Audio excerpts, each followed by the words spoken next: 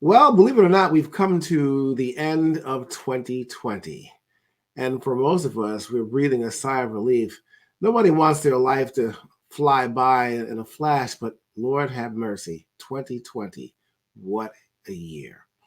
And I could not end this year by just doing a brief year ender just to talk about some of the highlights and, some of the bad things, but also to highlight the good things. Of course, front and center, COVID 19.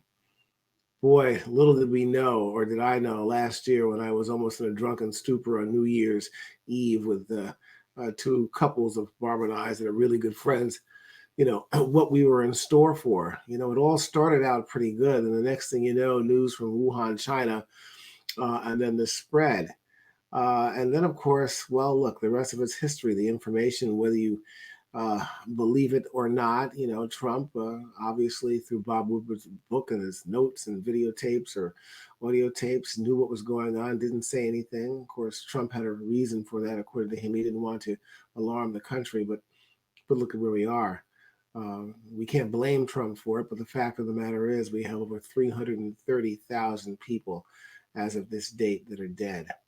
19 or 20 million people infected. And we're in the middle of yet another surge as we enter into a new year. Uh, my God, what do you say? All the suffering that is going on, and yet and still there are people who still don't believe it's a pandemic. Uh, it's just ridiculous. We've had some celebrity deaths, noteworthy. Of course, Chadwick Boseman, a prolific actor, and didn't really know what he was suffering with. No one knew all he was going through until he actually passed away. But the greatness of him, the strength that he had in the face of all this, not being able to do anything about it, I guess, other than to fight, but also the extraordinary efforts to keep it from the public. That was something. Kobe Bryant. Um, we can go down the list. Charlie Pride, one of the people who's passed away recently. So much stuff has happened. Then, of course, Black Lives Matter. The death of George Floyd sparked a not just a nationwide protest, but a worldwide protest, and another look once again on the issues of race in this society and indeed the world. It's been a catalyst for change. How much change we don't know, but hopefully, better things will come. We're starting to see more programming for Black people, perhaps more opportunities. We'll see.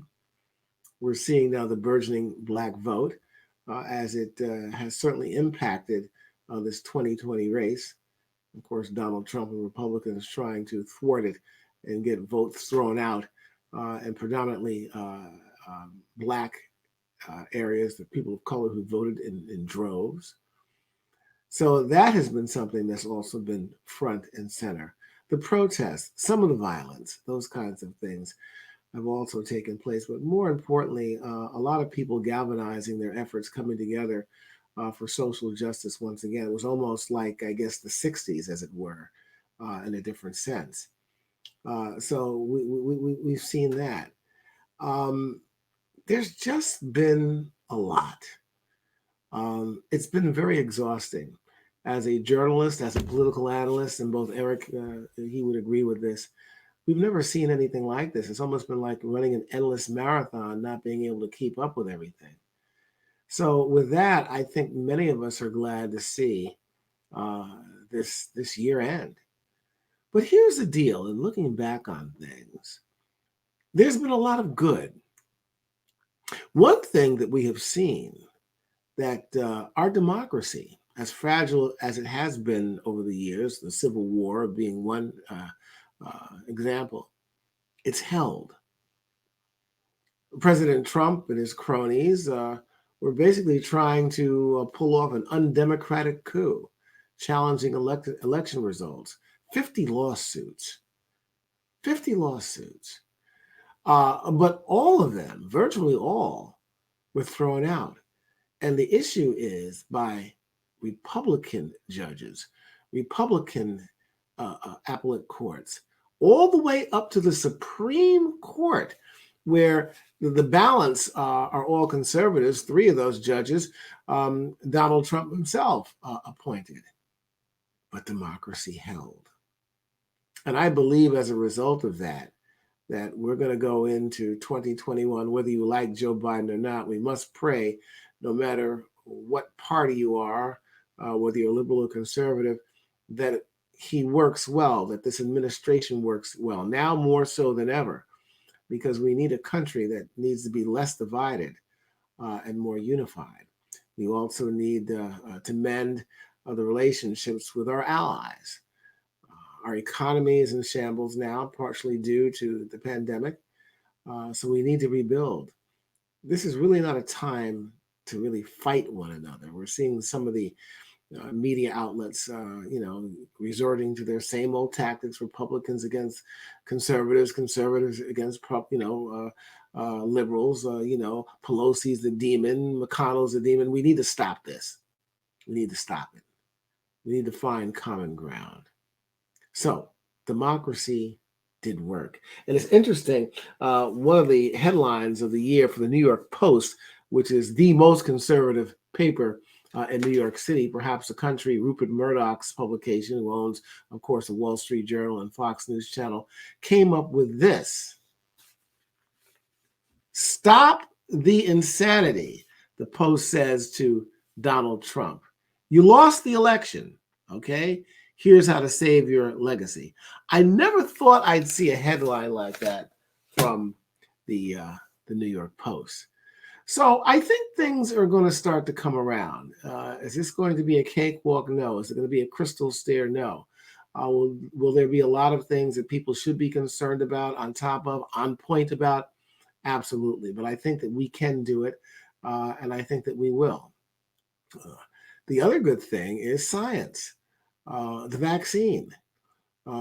It was done in record time, but I thought about that, and as a Christian minister and a theologian in part, I said, my God, how could this thing be?